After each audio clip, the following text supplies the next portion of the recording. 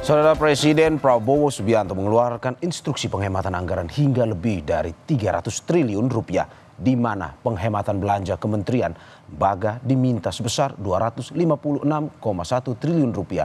Penghematan memang dikejar, salah satunya demi program makan siang gratis yang menjadi janji kampanye Presiden Prabowo. Lalu bagaimana menakar untung rugi dari pemangkasan anggaran ini? Kita bahas soal ini bersama sejumlah narasumber. Ada Wali Kota Surabaya, Eri Cahyadi. Selamat pagi, Pak Eri. Pagi, Mas Mario. Terima kasih Pak Eri sudah bergabung di Dialog Sapa Indonesia Pagi. Selain itu juga ada anggota Badan Anggaran DPR RI dari fraksi PKS, Nasir Jamil. Bang Nasir, sampai saat ini masih terus kami hubungi dan nanti akan bergabung bersama kita. Dan juga ada pengamat kebijakan publik dari Universitas Trisakti, Trubus Rahardiansyah. Pak Trubus, selamat pagi. Ya, selamat pagi, Mas. Terima kasih Pak Trubus. Terima kasih narasumber sudah bergabung di Sapa Indonesia Pagi pada pagi hari ini. Saya pertama ke Pak Wali dulu. Pak Eri, selamat pagi. Pak Eri, Pemkot Surabaya, ini kita bahas 1 tahun belakangan, katanya sudah melakukan penghematan katanya ini. Apakah memang penghematan ini efektif dilakukan atau tidak sebenarnya? Jadi gini Mas Mario, pagi Pak Mario, Pak Trubus, izin. Ya, Pak saya hanya menyampaikan pengalaman saja di kota Surabaya. Ya. Ketika saya menjadi wali kota Surabaya, saya berpikir ada 2. Apa yang harus kita kerjakan? Mengutamakan yang lainnya atau mengutamakan sumber daya manusia? Karena untuk menyiapkan kota ini menjadi baik adalah sumber daya manusia yang kita siapkan. Pada waktu itu yang namanya stunting di tempat kami 28,5%. Pengangguran terbuka 9,6%. Kemiskinan 7,6%. Disinilah tujuan negara sebenarnya hadir itu adalah mengurangi kemiskinan, mengurangi stunting, mengurangi angka kematian ibu dan anak, menurunkan Gini rasio, menaikkan IPM dan sebagainya itulah. Itu tujuan negara. Sehingga pada saat itu saya berpikir tidak ada pilihan lain sehingga anggaran itu harus masuk untuk pembangunan sumber daya manusia, untuk menyiapkan kota Surabaya memiliki orang-orang yang memiliki pemimpin yang di masa yang datang akan luar biasa. Begitu. Shifting berarti ya Pak Wali? Kenapa? Shifting anggaran berarti ya, dipindahkan ke yang lebih prioritas. Betul, sehingga kita punya prioritas dulu. Saya baru tanya, apa kebutuhan wajib kita? Ya. Sehingga sebenarnya banyak pemerintahan yang bingung akan menentukan kebutuhan wajib kita. Ya. Maka kita buat kebutuhan wajib kita. Contoh, kebutuhan wajib itu adalah ada bayar listrik, ada bayar air, gaji pegawai.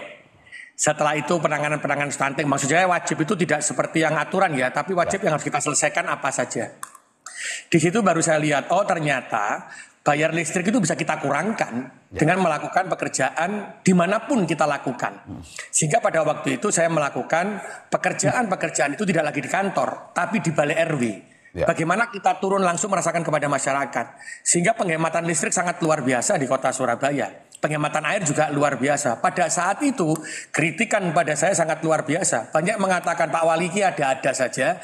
Ketika pekerjaan kok di balai RW tidak di kantor, bagaimana pelayanan? Saya katakan kepada teman-teman, semakin sedikit orang ke kantor, semakin berhenti permasalahan di balai RW, maka selesailah petugas dari kewajiban pemerintah kota. Itu yang kita lakukan.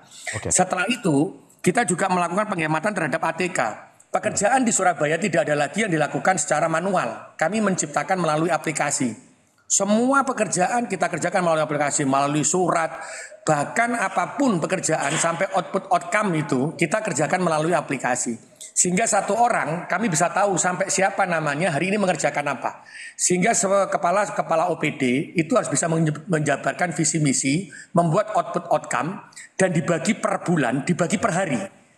Anak buahnya harus mengerjakan apa sehingga outcome-nya akan terkena per hari. Dan itu akan kita lakukan di kota Surabaya. Sehingga kami tidak lagi butuh yang namanya ATK, terus setelah FGD kita kulangkan semuanya Mas. Sehingga pengurangan perjalanan dinas. Bahkan kami tidak ada lagi perjalanan dinas ke luar negeri. Kami nolkan pada waktu itu. Sampai hari ini pun juga nol. Ke perjalanan luar negeri itu bagaimana kita perjalanan yang tidak ada kunker, perjalanan daerah yang di Jakarta kita konsultasi, tapi ke luar negeri kita hapuskan.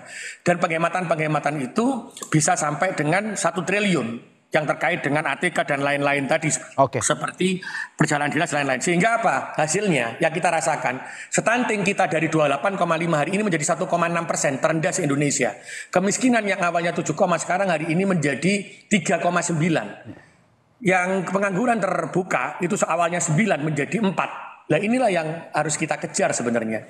Dan kita sudah melakukan hal itu Mas. Sehingga ketika ada ATK yang dulu sekian persen itu kita jadikan cuma 30%.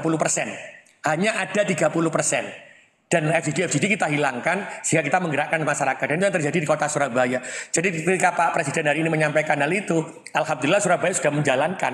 Dan saya sudah dikatakan yang tidak mungkin pada waktu tahun 2024, 2023. Tapi setelah saya buktikan, hari ini stunting turun, kemiskinan turun, setelah itu pengangguran terbuka turun, masyarakat juga bisa naik pendapatannya dengan apa istilahnya kami padat karya, kerja yang dilakukan oleh padat karya. Alhamdulillah yang kita lakukan penghematan bisa kembali ke masyarakat dan bisa dirasakan oleh masyarakat. Begitu, Oke, berarti Pemkot Surabaya tidak terlalu kaget mendengar instruksi Presiden dan Menkeu terkait dengan penghematan anggaran ini ya, Pak? Bukan tidak terlalu kaget karena kami sudah menjalankan, tidak kaget sama sekali karena kami sudah menjalankan itu sudah di tahun 2022 akhir, 2023, 2024 dan kritikan tajam sudah ke saya dan saya bahkan sempat diwawancarai oleh beberapa media nasional ketika saya bekerja tidak di kantor. Dihajar habis, tapi ternyata terbukti pelayanan kami menjadi pelayanan terbaik. Bahkan reformasi birokrasi kami yang dilakukan penilaian oleh PAN menjadi kota terbaik satu-satunya yang mendapatkan nilai AA, nilai tertinggi.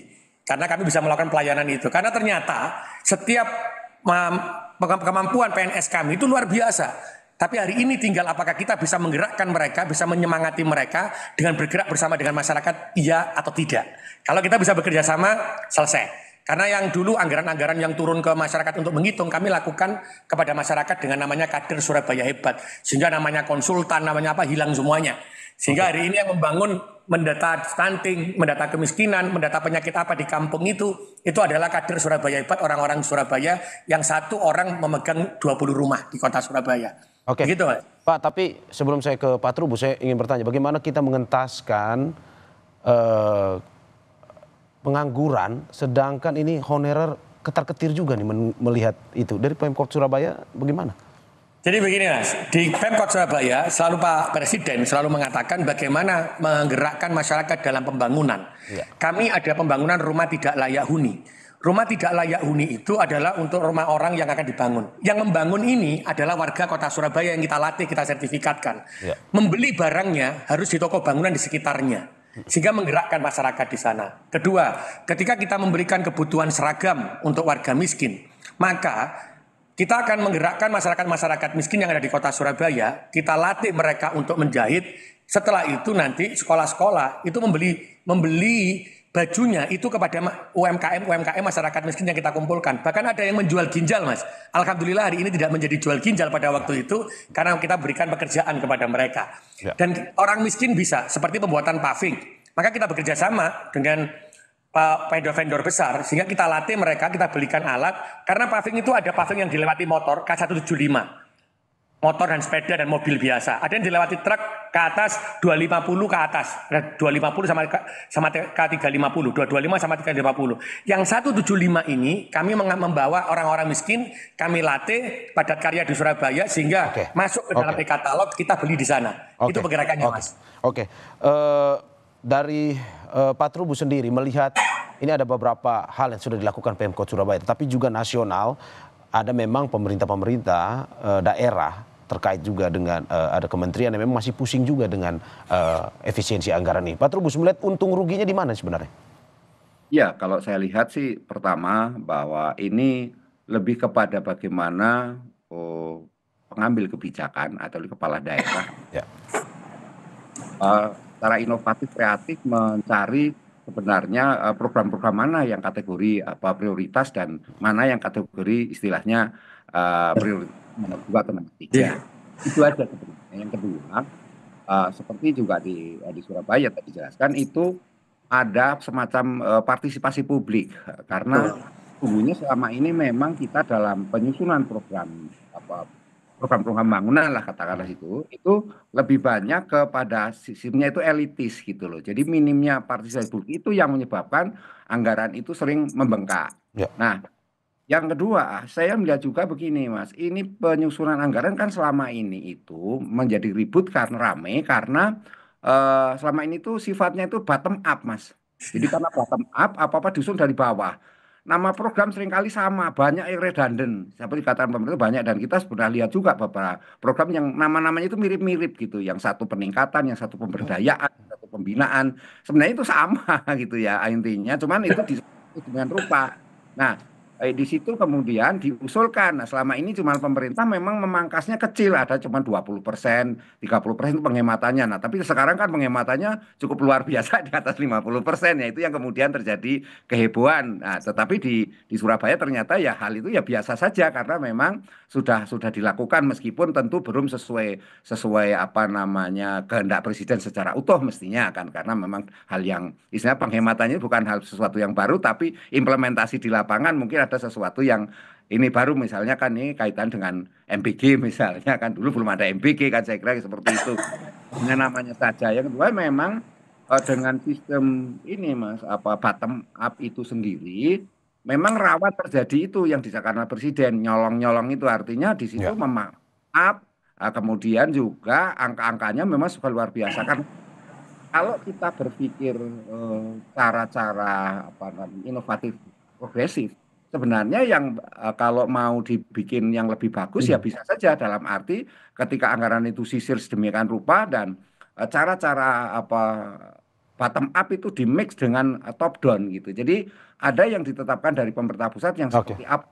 Ini perlu ada saya rasa perlu apa penjelasan lebih lanjut di mana kemudian kebingungan-kebingungan yang selama ini oleh apa KL maupun daerah itu lebih disebabkan memang kekurang pahaman sebenarnya daerah mana apa istilahnya program-program apa saja yang harusnya dipangkas karena jujur saja kebanyakan kepala daerah pun apa kementerian lembaga itu kan tidak semuanya paham tentang ini manajemen tentang keuangan atau tentang finansial dan tentang program juga bagaimana Oke. membuat yang baik juga masih banyak Mas apalagi Oke. memang arahnya arah lebih banyak ke politis seperti itu. Oke. Oke. Kita tahan sebentar Pak Trubus karena anggota Badan Anggaran DPR RI dari fraksi PKS Nasir Jamil sudah bergabung bersama kita. Bang Nasir, selamat pagi Bang. Ya, Oke, Assalamualaikum saya warahmatullahi wabarakatuh. langsung. Selamat pagi. Waalaikumsalam Waalaikumsalam warahmatullahi. warahmatullahi wabarakatuh. Saya langsung ke Bang Nasir. Bang Nasir, pembahasan efisiensi anggaran ditunda. Ini kritik dari DPR atau sebenarnya bagaimana? Ini kritik secara halus atau bagaimana? Iya, ini kan maaf. Jadi ya sebenarnya dalam pembahasan APBN 2025 di Ya. tahun 2024 yang lalu juga mengalami defisit sebenarnya. Ya. Ya, artinya rencana pendapatan kita dengan rencana belanja kita itu kan defisitnya sekitar 616 triliun. Ya. Lalu sekarang ada efisiensi melalui instruksi presiden. Ya, kita waktu itu tidak pernah mendengar atau tidak pernah berprasangka bahwa ada efisiensi seperti ini meskipun kita waktu itu mengalami defisit saat menyusun RAPBN 2025. Meskipun hal-hal seperti ini juga pernah terjadi di tahun-tahun sebelumnya, ya dalam beberapa atau 2 tahun atau 3 tahun terakhir ini sering kan terjadi semacam pemblokiran secara otomatis yang terjadi di kementerian lembaga, ya dan sekarang ini kan langsung pemotongan begitu, ya yang tidak tahu apakah itu akan dibuka kembali atau ada penambahan kembali atau tidak begitu. Nah pertanyaannya kan adalah ada apa dengan birokrasi kita ya sehingga kemudian presiden mengeluarkan instruksi terkait dengan efisiensi anggaran. Jadi sebenarnya di satu sisi memang kita sering mendengar bahwa ada kebocoran ya terkait dengan APBN kita ya. Tapi di sisi lain kita juga berusaha untuk mempertanyakan ya ada apa dengan birokrasi kita sehingga kemudian presiden mengeluarkan instruksi terkait dengan efisiensi anggaran itu. Nah, karenanya bagi saya ini satu peluang dan juga sekaligus tantangan bagi Presiden Prabowo bersama kabinetnya untuk mengevaluasi ya apa namanya kinerja di apa namanya di kementeriannya ya. Apalagi hari ini ada apa namanya ya penambahan menteri ya, penambahan kelembagaan dan kementerian. Dan tentu saja dengan adanya efisiensi ini yang menjadi satu ujian nyata ini bagi para menteri, apakah mereka mampu dengan anggaran yang efisien itu, dengan anggaran yang dipotong itu, mereka bisa tetap bekerja melayani kepentingan masyarakat ya dan tidak mengganggu perekonomian. Karena apapun ceritanya, sektor atau pertumbuhan ekonomi kita itu masih dipengaruhi oleh APBN dan APBD. Ya. Oke, Bang, berarti dari Bang Nasir sendiri melihat bahwa sebenarnya ini adalah sebuah kritik dari item-item yang dipotong sebenarnya atau di switch ke anggaran yang diperlukan, diprioritaskan. Ini sebenarnya menurut Abang akan berdampak sangat besar terhadap khususnya pelayanan masyarakat atau bagaimana? Iya, jadi kalau kita lihat apa yang disampaikan misalnya seorang Hasyim ya, yang menyampaikan dalam beberapa kesempatan misalnya bahwa Presiden Prabowo itu sangat teliti, dia bukan hanya melihat satu layer tapi beberapa layer dia melihat di APBN kita itu. Dan kalau kita melihat instruksi tersebut lalu diikuti dengan peraturan Menteri Keuangan terkait apa saja yang diefisiensikan itu, memang ya rata-rata itu kan kebanyakan soal-soal yang sifatnya seremonial ya, dan juga soal apa namanya hal-hal yang selama ini terjadi di perkantoran, soal kelistrikan, soal alat tulis kantor, soal jemputan, soal seremonial. Ya, seremonial dalam arti kadang-kadang kementerian lembaga itu membuat acara-acara ya penganugerahan ini, penganugerahan itu, gitu kan, apa namanya, sehingga kemudian itu kan mengeluarkan biaya. Jadi sebenarnya ini juga seperti saya katakan di awal tadi, ini peluang dan tantangan sekaligus ujian yang nyata bagi kementerian lembaga yang membantu Presiden Prabowo, apakah mereka masih berpikir ya mensiasati pemangkasan ini untuk tetap menjalankan fungsi-fungsi pelayanan publik. Dan kalau kita melihat dan membaca itu kan ada semacam ragam pendapat para menteri terkait dengan pemangkasan ini. Tapi ini sebenarnya kan mungkin juga secara politik Pak Presiden ingin melihat mana menteri yang kira-kira tetap tetap punya cara berpikir yang baik, yang mengoptimalkan kekurangan yang mereka miliki. Ya, Oke, Bang. Oke. Bang, tapi kalau melihat ini kan dari DPR sendiri melihat apakah memang sebenarnya efisiensi ini perlu dilakukan agar tidak terjadi dana yang bocor, ataukah sebenarnya lebih menunggu penjelasan ini apakah efisiensi sebenarnya untuk program prioritas yang salah satunya adalah makan bergizi gratis? Oh iya, jadi memang ada program prioritas dan juga ada agenda utama yang akan dilakukan oleh Presiden Prabowo ya selama 1 tahun ini.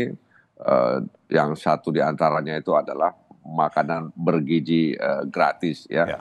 Ya meskipun memang ada Badan Gizi Nasional, kita sadar bahwa ini sedang dalam proses konsolidasi. Kami mendapatkan informasi memang sedang melakukan konsolidasi dan tentu saja nanti mungkin Presiden beserta jajarannya akan mengevaluasi dalam waktu dekat apakah memang harus semuanya ya, dan karena itu kan banyak rantai yang harus disatukan terkait dengan program makanan bergizi gratis tersebut. Di satu sisi memang itu satu program yang memang diharapkan bisa memberikan istilahnya nutrisi ya kepada anak-anak didik kita. Tapi tentu saja harus ada evaluasi agar tidak terjadi istilahnya itu di lapangan kekacauan dalam tanda kutip. Oke. Saya ke Pak Eri. Pak Eri, apakah memang dengan pembicaraan terkait dengan efisiensi anggaran ini akan diprioritaskan untuk makan bergizi gratis? Apakah Pemkot Surabaya sudah siap dengan pelaksanaan tersebut? Dan juga apakah betul katanya efisiensi anggaran ini karena ada raja-raja kecil yang terlihat di wilayah kementerian atau pemerintah daerah? Tapi sebelum menjawab, kita ke jeda berikut.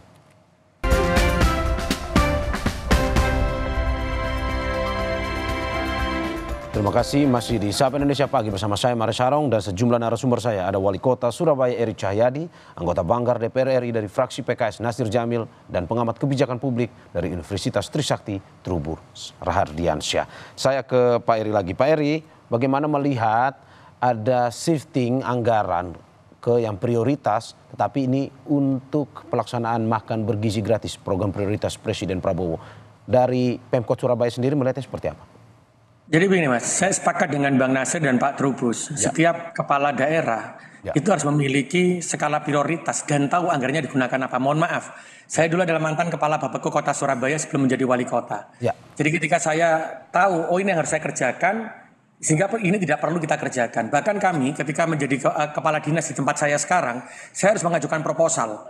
Proposal itu apa yang akan dia kerjakan? Karena intinya ketika dia menerima gaji, dia punya tupoksi. Maka tupoksi itu harus dikerjakan sesuai dengan gajinya dia.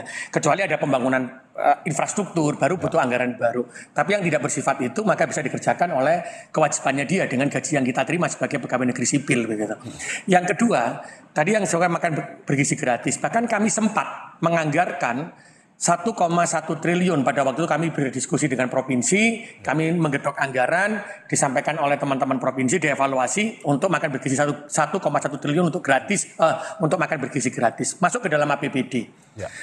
Tapi setelah disampaikan oleh Pak Presiden bahwa anggaran itu semuanya dari APBN, maka 1,1 triliun ini kita gunakan lagi untuk kepentingan yang lainnya.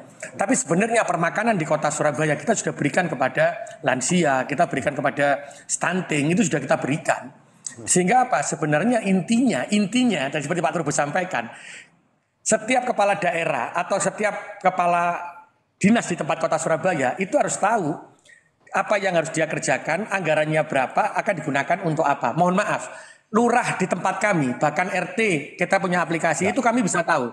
Dalam satu kampung itu terdiri dari berapa rumah, dalam satu rumah terdiri dari berapa jiwa, yang miskin berapa, yang umur produktif miskin berapa. Ditanya seperti itu kami bisa jawab. Nah, akan jadi lucu ketika semua pemimpin ini, kepala daerah tidak pernah tahu. Ini berapa jumlah rumahnya, berapa yang miskin, berapa, nggak ada yang tahu dijawab. Ini yang akan tidak bisa menentukan anggaran di depan.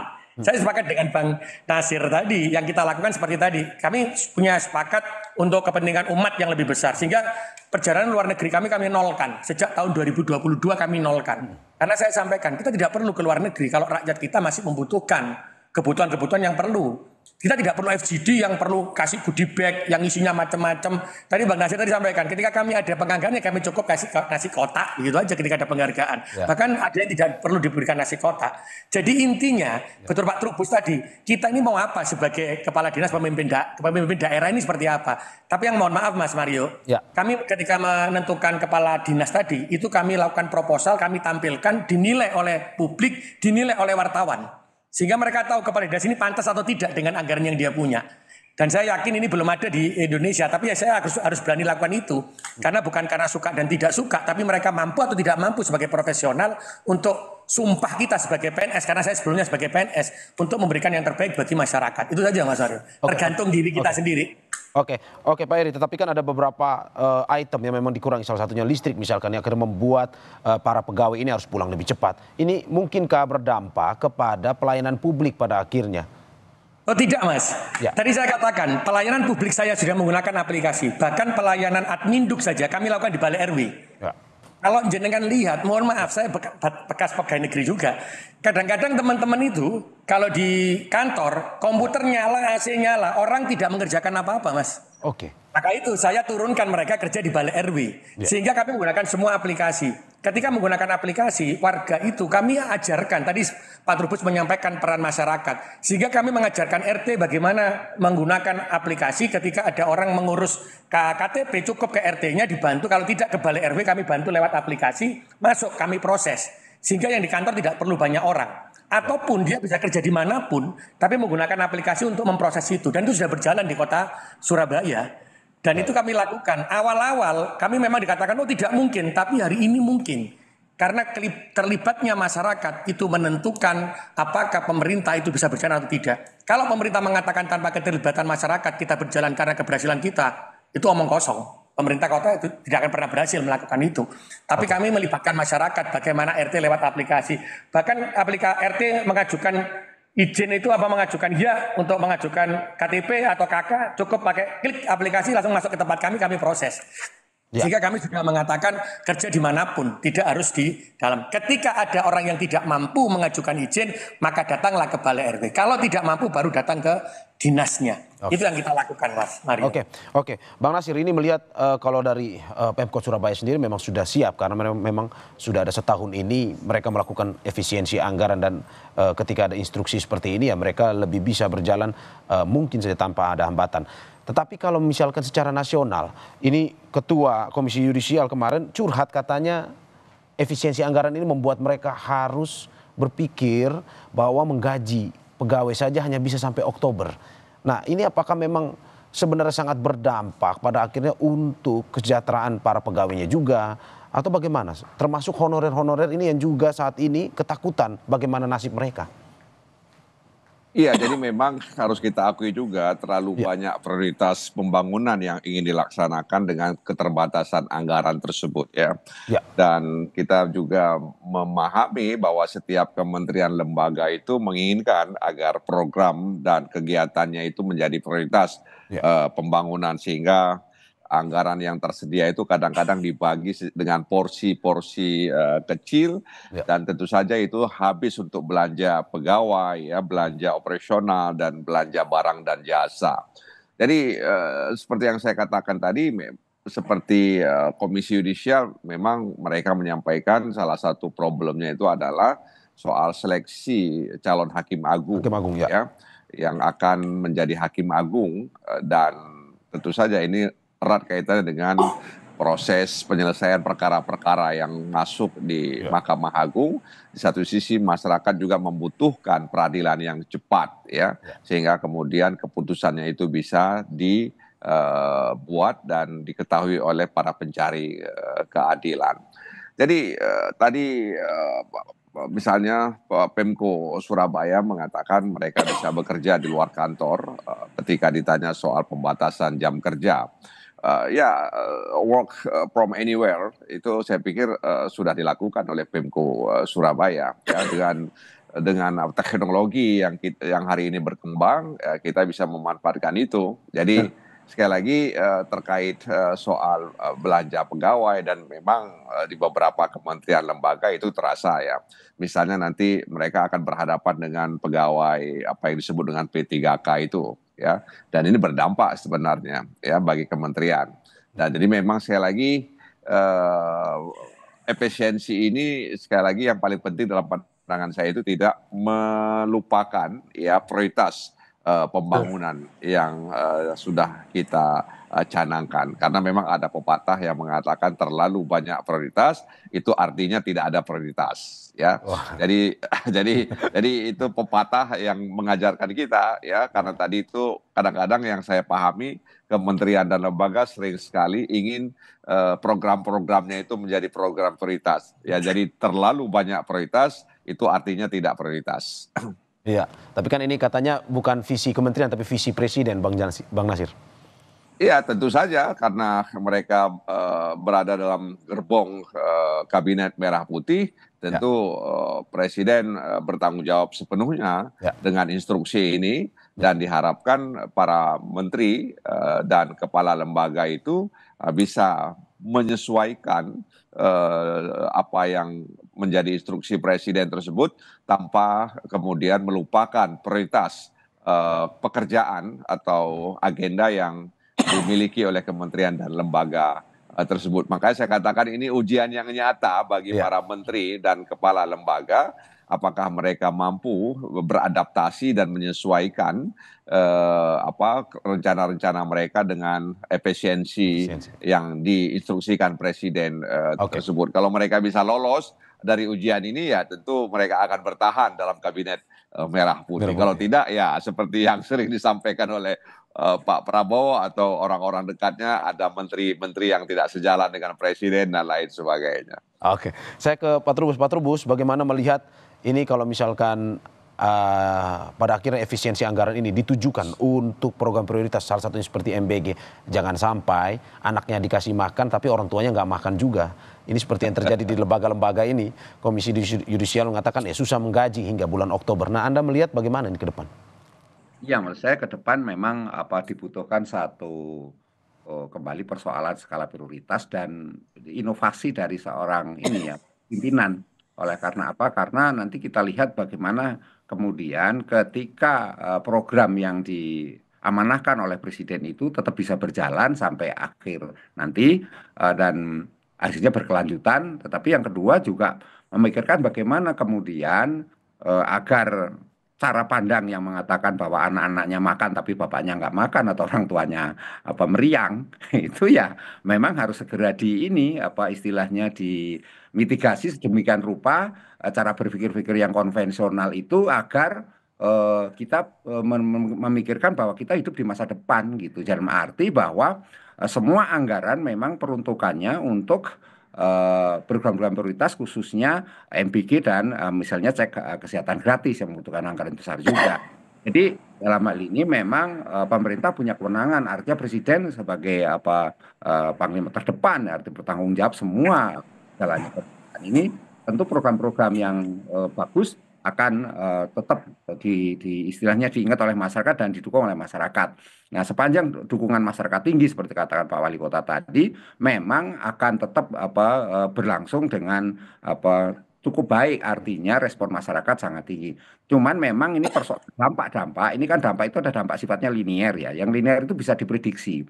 Nah, tentu ini yang bisa diprediksi misalnya soal P3K, pegawai honorer dan sebagainya itu. Nah, harus dihitung sedemikian rupa sesuai dengan kebutuhan, apalagi sekarang ini kan kita menerapkan SPBE, jadi sistem pelayanan berbasis elektronik. Nah, karena sistemnya digital elektronik, semua pelayanan publik harus diarahkan ke sana dan kita sebenarnya sudah memulai era Pak Presiden Joko Widodo sudah dicoba itu, tapi memang terkendala oleh kondisi jaringan dan sebagainya dan infrastrukturnya belum memadai, tetapi baru sekarang saya katakan sudah memadai dan ke depan lebih memadai lagi dengan adanya berbagai istilahnya aplikasi-aplikasi dan provider-provider yang sudah disiapkan. Nah, dalam hal ini tentu semuanya ke sana. Nah, yang lain juga bagaimana kemudian dampak-dampak yang efek domino nanti misalnya terjadi banyak program-program yang terpaksa harus dieliminir atau kemudian ada yang merasa termarginalkan, merasa tidak diprioritaskan lagi.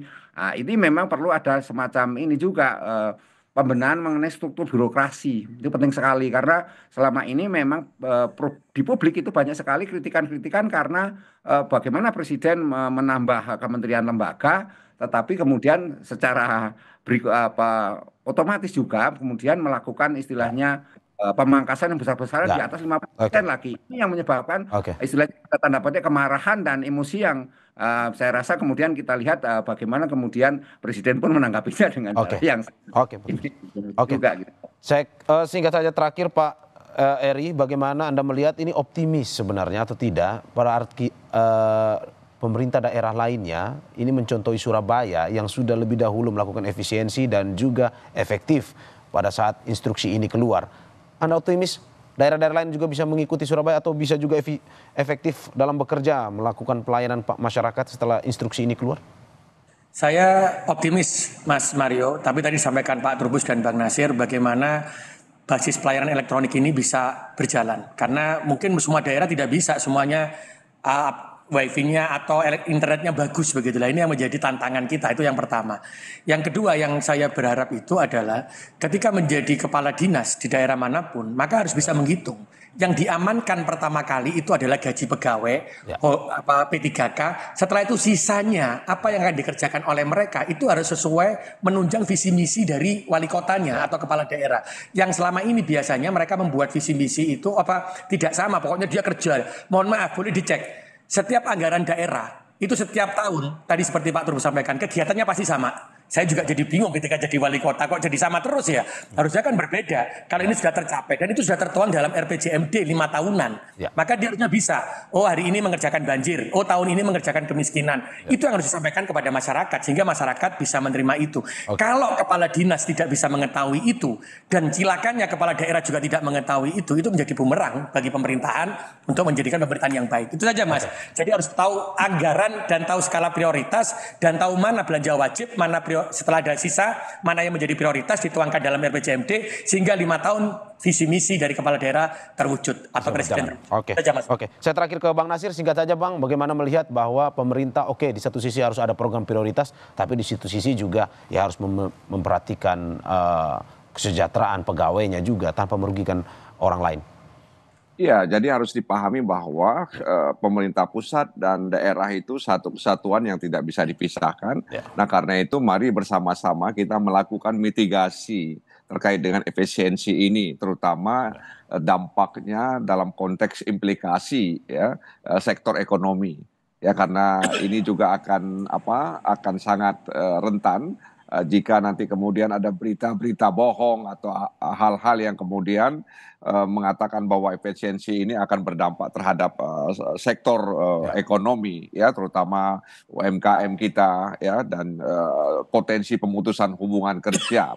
Jadi mari sama-sama kita pikirkan bagaimana melakukan mitigasi agar efisiensi ini ya berdampak terhadap upaya-upaya yang lebih substansial terkait dengan memajukan kesejahteraan umum dan mencerdaskan kehidupan bangsa seperti amanat konstitusi kita. Oke, terakhir saya ke Pak Trubus. Pak Trubus, bagaimana melihat ini berbagai alasan dikeluarkan seperti untuk melawan raja kecil, untuk MBG dan segala macam. Tapi bagaimana efisiensi yang perlu dilakukan sehingga tidak merugikan orang lain ataupun para pegawai dan kesejahteraan pihak lain juga. Singkat saja. Ya, menurut saya ini pemerintah segera membuat satu kebijakan regulasi yang transparan jelas gitu ya terkait dengan efisiensi ini, karena sampai hari ini kan kementerian maupun lembaga dan daerah masih menunggu karena ini kan mau berubah sifatnya top down kan, karena sifatnya top down artinya pemerintah pusat sudah merumuskan kebijakannya apa saja dan tinggal nanti membreakdown ke bawah, mensosialisikan kepada kementerian lembaga termasuk di dalamnya internalisasi terkait dengan program-program yang memang sudah ditetapkan oleh pemerintah pusat. Itu saja, Mas, dalam arti bahwa semuanya cara berpikir bottom up itu sudah harus ditinggalkan dan harus diganti lagi dengan cara berpikir yang namanya top down itu, sehingga semuanya ditentukan oleh pemerintah pusat, dalamnya presiden yang menentukan. Menurut saya itu, Mas. Oke, terima kasih Bapak-Bapak atas apa yang disampaikan. Terima kasih Wali Kota Surabaya Eri Cahyadi atas apa yang disampaikan pada pagi hari ini. Terima kasih juga anggota Badan Anggaran DPR RI dari fraksi PKS Nasir Jamil, dan juga terima kasih pengamat kebijakan publik dari Universitas Trisakti Trubus Rardiansa. Sehat-sehat selalu Bapak-Bapak. Terima kasih semuanya. Terima kasih. Waalaikumsalam. Waalaikumsalam.